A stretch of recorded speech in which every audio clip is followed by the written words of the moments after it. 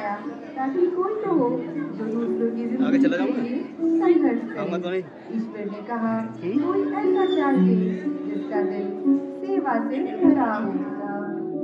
नानी, आंटी, अम्मा या बेबी कहकर नाता जोड़ ले, कोई ऐसा जिसे कभी भी बुलाया ना जा सके। पहले के समय में लोग अस्पताल में इलाज के लिए ना जाकर अंधविश्वास और तांत्रिकों पर भरोसा करते थे, जिसके कारण बहुतों ने अपनी जान गंवा दी और कुछ लोग गंभीर बीमारियों के शिकार हो गए।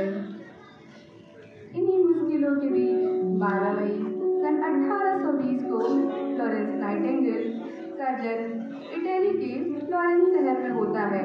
उनका परिवार काफी समृद्ध हुआ करता था। उनके माता पिता की ख्वाहिश थी कि वह एक प्रभावयुक्त महिला बने। बहुत छोटी सी उम्र से ही फ्लोरेंस को लोगों की सेवा करने, गरीबों की मदद करने और बूढ़ों की देखभाल करने में रुचि थी। एक दिन उन्होंने अपने माता पिता के समक्ष ये इच्छा जाहिर की कि वे आगे एक नर्स की जिंदगी व्यतीत करना चाहती हैं और लोगों की सेवा करना चाहती हैं। लेकिन उस समय एक महिला के लिए नर्स बनना इतना आसान नहीं था, इसलिए उनके माता पिता ने उन्हें ऐसा करने से साफ इनकार कर दिया।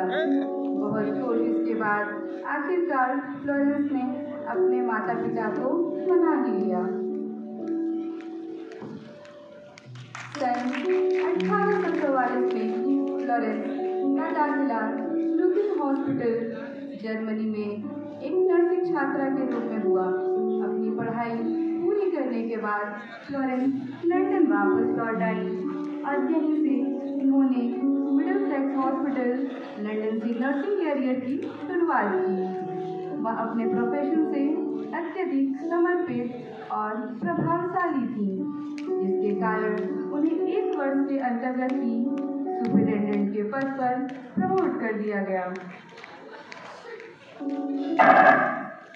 इसी दौरान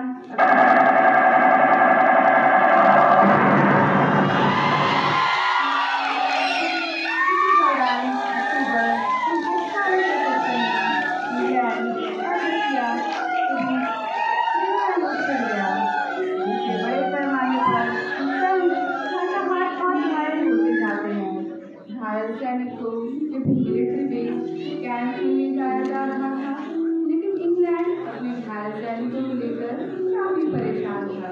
लगा देंगे आपकी वाला। इसी दौरान 1854 के अंत में नाइटिंगेल को युद्ध सचिव से एक पत्र मिला, जिसमें युद्ध स्थल पर घायल सैनिकों की देखभाल के लिए नर्सों की एक टीम गठित की गई।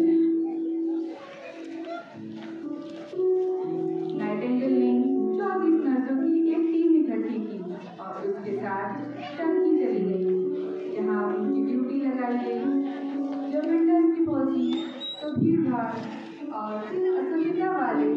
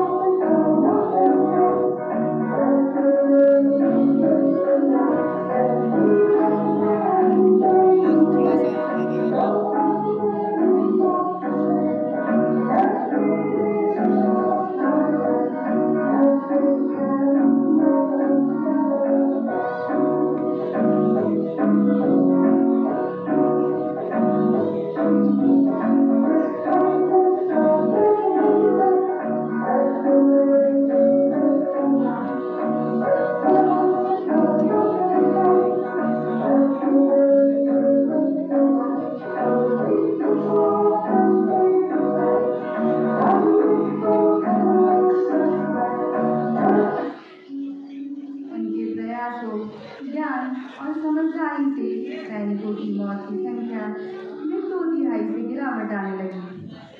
जब वो लंदन वापस आई तो उनका भव्य स्वागत किया गया और रानी ने उन्हें उत्कीर्ण बैठ भेंट करते हुए काम को पुरस्कृत किया, जिसके बाद में नाइटिंगेल ज्वेल कहा गया। इसी के साथ उन्हें 2,50,000 की नकद राशि भी मिली, जिसका उपयोग उन्होंने आगे के स्वास्थ्य कार्यों को निर्णय लिया।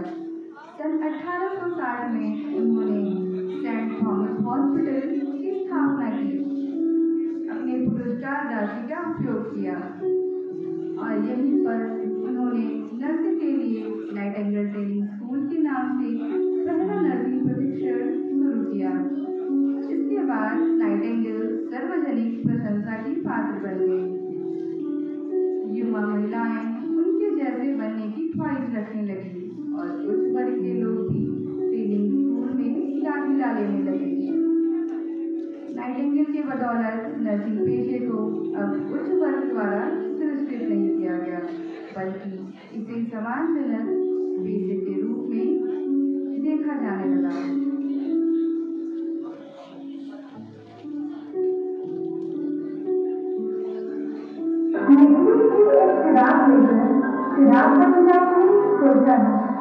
शुरुआत तो बस एक मजहब से हुई और इलाज से जुड़ जाऊंगी सोचा है। ऊंचाई के शिखर से पहुंचे हुआ हर जगह मेरी परेशानी है और वक्त बढ़ता है और हर किसी को मेरी जरूरत समझ आई है। कई दिन पहले बस अब दुनिया में बदलाव ला सके और डॉक्टर को भी हासिल करे नुस्खों से लोगों की दिलचस्पी नहीं। पहले फर्श के आंखों में उजाला करती थी, अब दवा के दर्द को कम करना चाहती हूँ और प्रैक्टिकल से मेरे को भी समझती रिसर्च में भी करना पाती हूँ। सिर्फ इंजेक्टिव साइंस में नहीं, अब टेक्नोलॉजी को भी समझती हूँ। कॉन्फिडेंस से अगले करने लगी क्योंकि नर्सिंग की गारंटी पहले जरूरी है। प्रोफेसर, एडमिनिस्ट्रेटर, काउंसलर, रिसर्चर, माँ के दर्द और बच्चे की चहचहाट वाइटरी और पीडियाट्रिक नर्स कहते हैं। जहाँ एनाटॉमी और फिजियोलॉजी ईसीजी की तारों से जुड़ती हूँ, मुझे मेडिकल सर्जिकल नर्स कहते हैं। जब किसी के इमोशन और साइकोलॉजी से जुड़ती हूँ, मुझे मेंटल हेल्थ नर्स कहते हैं। जहाँ लोगों के घरों से बीमारियों को दूर करता हूँ, तो मुझे कम्युनिटी हेल्थ नर्स कहते हैं। सरहदों पर जब किसी की मुस्कुराहट बनता हूँ, मुझे मिलिट्री नर्स कहते हैं। सिर्फ अपने देश में नहीं, बल्कि फॉरेन में भी पंख अपने उड़ा बैठी हूँ। देख रहे हो, एक चिराग लेकर जो निकली थी, कहाँ तक उसका प्रकाश फैला चुकी हूँ मैं।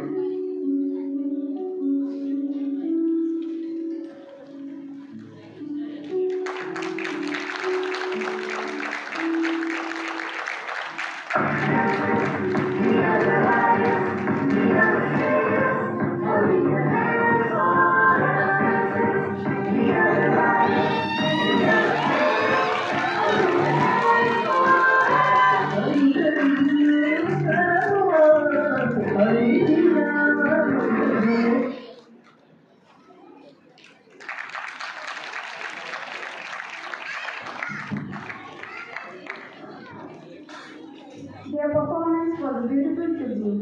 Thank you for gracing the stage. It is time for the explosive power of movement. Our next performance is a visual manifesto.